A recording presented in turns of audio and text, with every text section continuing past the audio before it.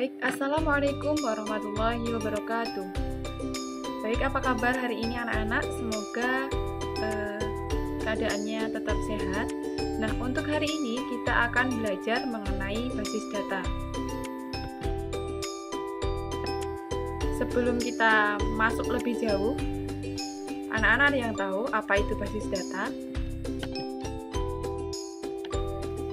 Nah, basis data adalah sekumpulan data yang disimpan secara teratur dan terorganisir untuk memudahkan pengambilan dan pengolahan data.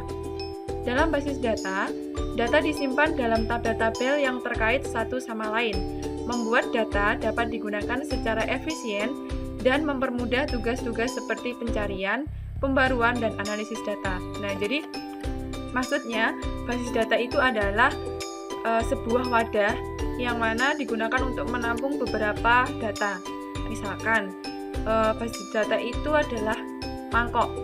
Nah, di dalam mangkok itu kita isi misalkan ada es batu, kemudian ada cincau, kemudian ada cendol. Nah, basis data itu adalah mangkoknya. Kemudian es batu, cendol, itu adalah tabel-tabelnya. Jadi basis data itu digunakan untuk menampung beberapa tabel. Selanjutnya adalah fungsi dan tujuan dari basis data. Yang pertama adalah ketersediaan atau availability. Basis data digunakan untuk memastikan ketersediaan data penting kapanpun dan dimanapun. Hal ini dapat dicapai karena penyimpanan data dilakukan secara sistematis. Nah, jadi basis data itu bisa diakses kapanpun dan dimanapun kita berada. Kenapa demikian? Karena basis data itu disimpannya secara online. Jadi bisa diakses kapanpun dan dimanapun kita berada. Kemudian yang kedua, kecepatan atau speed. Basis data memungkinkan penggunaan data secara cepat tanpa perlu menunggu waktu yang lama. Nah, jadi kalau misalkan kita itu membutuhkan datanya sekarang, itu bisa diambil sekarang. Enggak kok, kalau misalkan kita menyimpan file atau menyimpan datanya itu dalam sebuah tabel, yang mana tabelnya itu adalah di print atau dalam bentuk kertas. Nah, kalau dalam bentuk kertas itu, misalkan kertasnya kita simpan di rumah.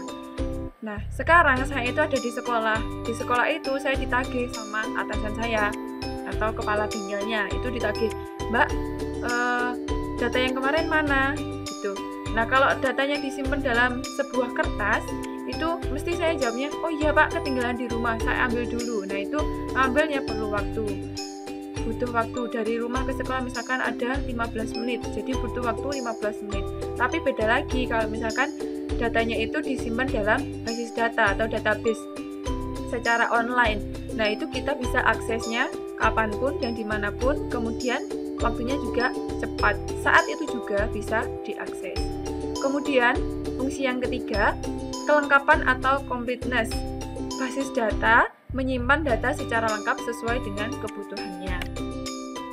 Kemudian, fungsi dan tujuan yang selanjutnya, yang keempat adalah akurasi atau accuracy, yaitu dengan menghindari redundansi data, pengguna dapat mengambil data yang ada di dalam basis data untuk mendapatkan informasi yang tepat sesuai dengan kebutuhan. Yang kelima, keamanan atau security. Jadi, saya lanjutkan, keamanan atau security, yaitu administrator dapat mengelola basis data untuk memastikan tidak semua pengguna dapat mengubah, mengakses, atau menghapus data yang ada.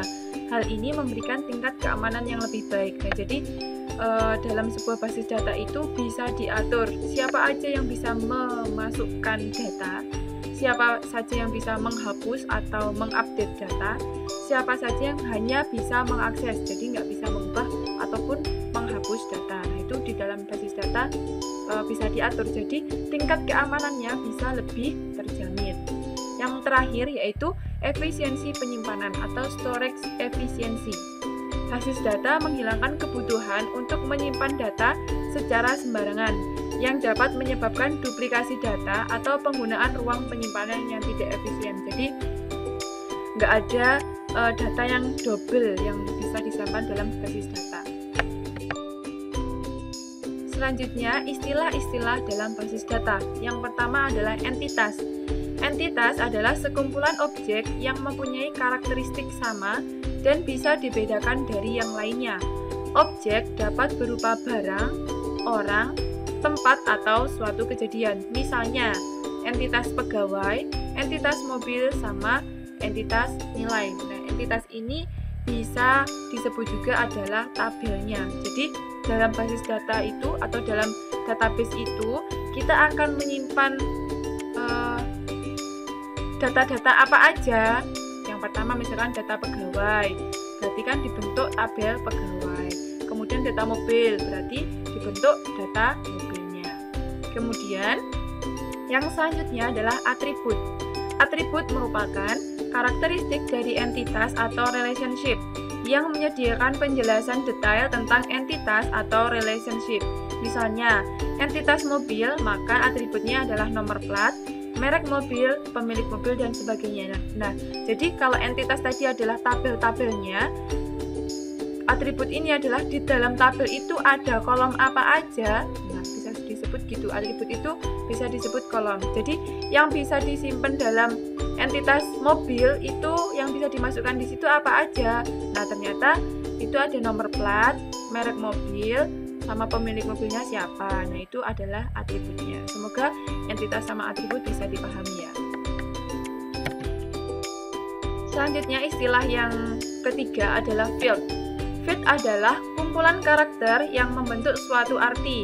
Misalnya, dalam field selalu ada kode barang, nama barang, kode barang, jenis barang, dan sebagainya. Maka, semua acuannya harus yang berkaitan dengan kode barang.